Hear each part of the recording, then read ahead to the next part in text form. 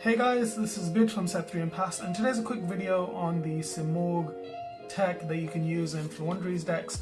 I thought I'd show you the combo because it was in the national, North American Nationals World Cup qualifier, I believe, World Championship qualifier, apologies, that the third place actually was playing Bird of Perfection. Now, I have known about Bird of Perfection for a while.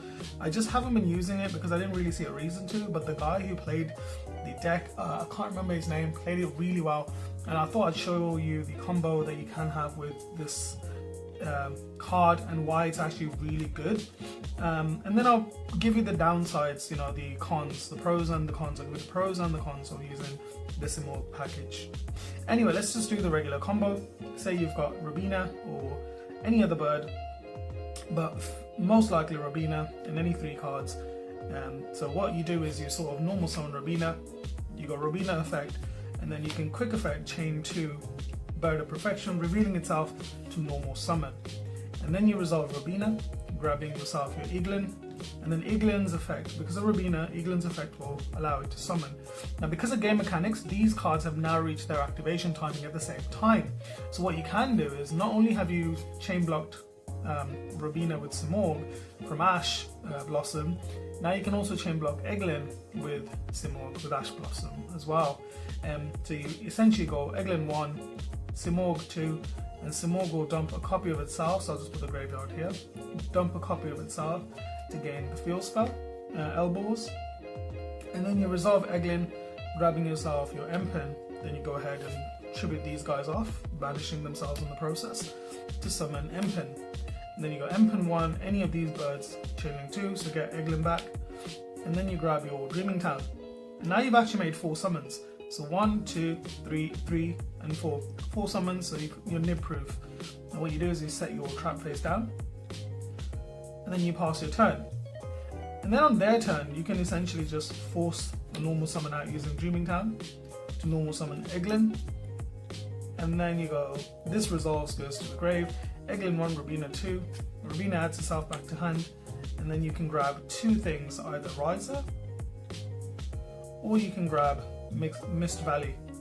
Now the cool thing is you actually already have an extra body for your summon, so you don't have to go into Robina. You can essentially just from here now go into either Mist Valley or Riser by tributing these 2 off. But that's totally up to you what you want to do, and that's the first combo. Right, so for the second combo, it's essentially Robina, Simorgh, your Floowandereeze and Empen, or any level 7 bird. This doesn't really matter, it could be anything because you're going to search out to level 7 anyway. So you start the same, you normal summon Robina, you go Robina 1, Simorgh 2, revealing itself to normal summon, so you normal summon it. And then using Robina, you want to search your Eglin. And because you search, you normal summon Eglin. These 2 meet their activation timing, so you go Eglin 1, Simorgh 2, chain blocking Eglin. Eglin's going to search you, so Simorgh is going to dump itself and grab you the field spell, Elbows. Okay, and that's the important part. Now what you want to do is you are now going to use Eglin's effect to search. Now it's up to you what you want to do. You can either have Riser or Mist Valley. If you've already got Empen, search these 2 out depending on the situation. And if you don't have Empen and you have either one of these 2, you want to search out the Empen. But for demonstration purposes, I'm going to say that let's not choose Riser, put him at the bottom of our deck. We're going to choose the Mist Valley. So we can normal summon again, so tributing these guys, banishing them in the process, and summoning Empen. You go Empen 1, Eglin 2, or Robina 2, doesn't matter which one. So you add back the Eglin, and then you search the Dreaming Town with your Empen. And now you're at 4 summons. Now you just stop. You don't use Empen's effect to normal summon again. What you do instead is you get your Elbows, the Sacred Land of Simorgh. Now, I'll just move this down so you can see it. What this card does, essentially, all Wing Beast type gain 300 attack and defense. So now your Empen's a 3k beat stick. And the other thing is you can reveal a level 5 or higher Winged Beast monster, and then this turn it can be normal summoned without 2 tributes, only 1 tribute. And also, if you control a Winged Beast monster, you can immediately, after this effect resolves, normal summon a Winged Beast.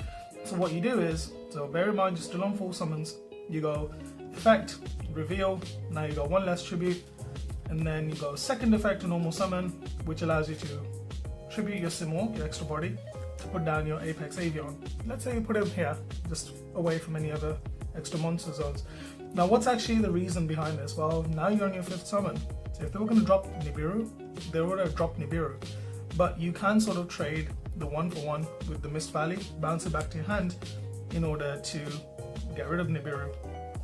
So it's not really that great, but if you think about it, you started the game with a Floodgate, an Omni Negate in your hand, which you can normal summon again because of Dreaming Town. And also you've kind of got rid of one card in the hand if it was a Nibiru, because this destroys it. So they're starting on 4 cards in their hand, and you still have a Floodgate. And you also have Albors, which allows you to normal summon again. So that's pretty good. So you've got an Interruption with Dreaming Town, you've got an Omni Negate, Floodgate, and you still have 2 cards in your hand and your Eglin. And next turn, provided this resolves normally, you're gonna do it all over again. Okay, so why might you not want to play this? What are the cons? Well, the most glaring con is Simorgh's actually a dead card in your hand. If you draw it, if you top deck it, it's not really gonna do much for you, except grab this and dump another Simorgh into the grave. So that's one of those things. The other reason is, well, you're not going to run 2 of them, because ideally you want 3 for maximum consistency, because you're going to dump one anyway to the graveyard to get the field spell. So what are the pros? Well, as you've seen in the last 2 combos, chain blocking. You can chain block a lot of things, so make sure that Ash is not as potent against your deck, because they'll be ashing this and not actually ashing your birds that matter. The other thing is they provide an extra normal summon, an extra body, so you're summoning with 1 less in the grand scheme of things. I personally don't really run this tech, but then again, I didn't come 3rd in the North American World Qualifier Championship, so I might try this in my decks and see how it goes. But these are 4 cards. You can essentially run any other 4 cards aside from this, maybe swap this out for a Mystic Mine, you know, swap these for hand traps, and that's one of the things. So it does take up that 4 slot. Now the other thing is, if you look, it has to send to the graveyard. To get its effect, it has to send another Simorgh monster to the graveyard.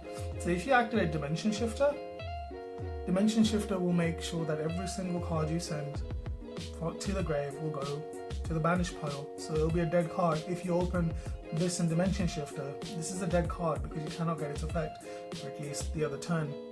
So that's one of the other reasons why you might not play it. But that being said, I would like to hear your thoughts on this package.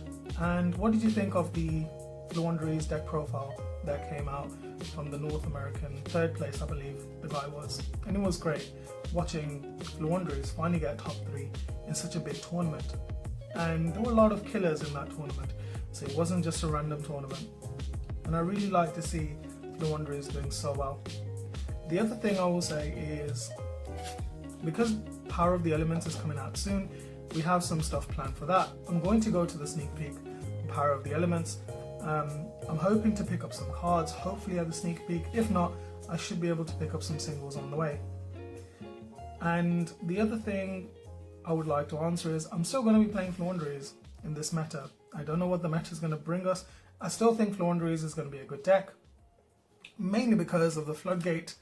And the other reason, obviously, because I think Dimension Shifter really destroys decks like Tier Elements who mill, and if they mill stuff, it'll go straight to the banish pile.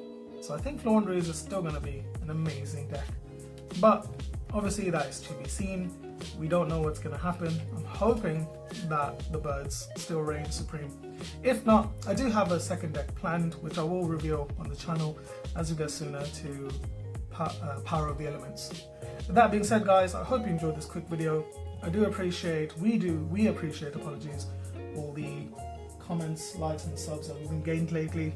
We're absolutely astonished by your support, and we hope that you continue to support us in the future, because we do like releasing this content when we can, and we love reading your comments. So with that being said, guys, this is Bit from Set 3 and Pass, and until next time, to be continued.